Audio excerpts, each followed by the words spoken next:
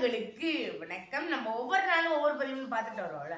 அதன் அடிப்படையில் இன்னைக்கு வியாழக்கிழமும் போது நம்ம எப்போதுமே திருக்குறளோடு கதை தானே பார்ப்போம். அந்த திருக்குறளோடு கதை என்னன்றதை இந்த பதிவில் பார்த்துடலாமா? எல்லாருக்கும் தெரிஞ்ச ஒன்று தான். அண்ணா எவ்வளோ பெரிய ஒரு ஒரு அறிவு மிகுந்தவர், எவ்வளோ பெரிய ஒரு சட்டமேதை, பேச்சாளர், எழுத்தாளர் அப்படின்னு பன்முகம் தன்மை கொண்டவர், நிறைய அறிவாளி, கல்வி கற்றவர் அப்படின்னு நம்ம எல்லாருக்கும் தெரியும். ஆனால் அது பிரிட்டிஷ்காரங்க, அதாவது ஆங்கிலேயர்களுக்கு தெரியுமா? தெரியாது. ஒரு நாள் ஆங்கில மாமேடைக்கு அறிஞர் அண்ணாவை அழைச்சிருக்காங்க. அழைச்ச உடனே அறிஞர் அண்ணாவும் அங்கே போயிருக்காரு. போனதுக்கு அப்புறமா அங்கே அறிஞர் அண்ணாவை பேச சொல்றாங்க. ஆங்கிலேயர்களுக்கு இந்தியர்கள் அவமதிக்கிறதுனா சும்மாவா?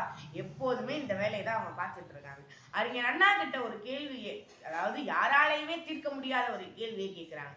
அதாவது ஒரு வாக்கியத்துல 3 தடவை பிகாஸ், அதாவது ஏனென்றால் அப்படின்ற வார்த்தை வரணும். அதை எப்படி யார் சொல்றா? நீங்க உங்களால சொல்ல முடியுமா அப்படின்னு கேட்குறாங்க. அந்த வார்த்தையை யாருமே சொல்ல முடியாது. ஏன்னா ஏனென்றால் ஏனென்றால் ஏனென்றால் அப்படின்றது 3 வாட்டி ஒரு சென்டென்ஸ்ல வரவே கூடாது. ஏனென்றால், அதாவது பிகாஸ் அப்படின்ற வார்த்தை ஒரு சென்டென்ஸ்ல ஒரு தடவை மட்டும்தான் வரணும். ஆனா அறிஞர் அண்ணா கேட்கப்பட்ட கேள்வி 3 தடவை வரணும். அப்படி வந்தா அந்த சென்டென்ஸுக்கு பொருள் இருக்கணும். எப்படி இதை பண்ண முடியும்? அறிஞர் அண்ணா அந்த இடத்துல யார் இருந்தாலுமே, அந்த பிரிட்டிஷ்காரங்களே இருந்தாலுமே இதுக்கு விடை தெரிஞ்சிருக்காது. ஆனா நம்ம அறிஞர் அண்ணா யாரு? அறிவாளி, கல்வி கற்றவர். நமக்கெல்லாம் அண்ணா இல்லை அப்படின்னு சொல்றதுக்காண்டி அங்க போறாரு. போய் மேடையில சொல்றாருங்க, we do not begin because it's a conduction அப்படின்னாரு. அதாவது என்னைக்குமே ஒரு சென்டென்ஸ்ல எப்போதுமே சரி அந்த பிகாஸ், ஏனென்றால் அப்படின்ற வார்த்தை வராது.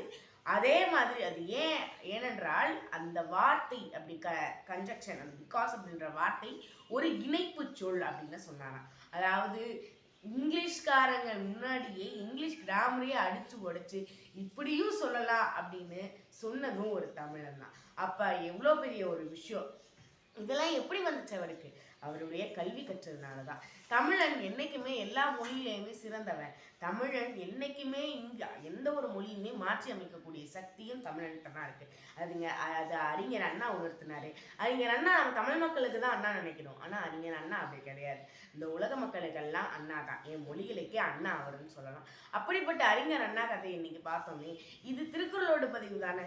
என்னம்மா திருக்குறள் இருக்கு அப்படின்னு கேட்டா, இதுதாங்க திருவள்ளுவர் அழகா சொல்லியிருக்காரு. தொட்டனை தூரும் மணற்கேணி மாந்தருக்கு கற்றனை தூரும் அறிவு அப்படின்னு. அதாவது ஒரு மணற்கேணியை தோண்ட தோண்ட எப்படி தண்ணி சுரந்து கொண்டே இருக்கிறதோ அது மாதிரிதான் ஒரு மனிதர் கல்வியை கற்க அவருடைய அறிவை வளர்ந்துட்டே இருக்கும்.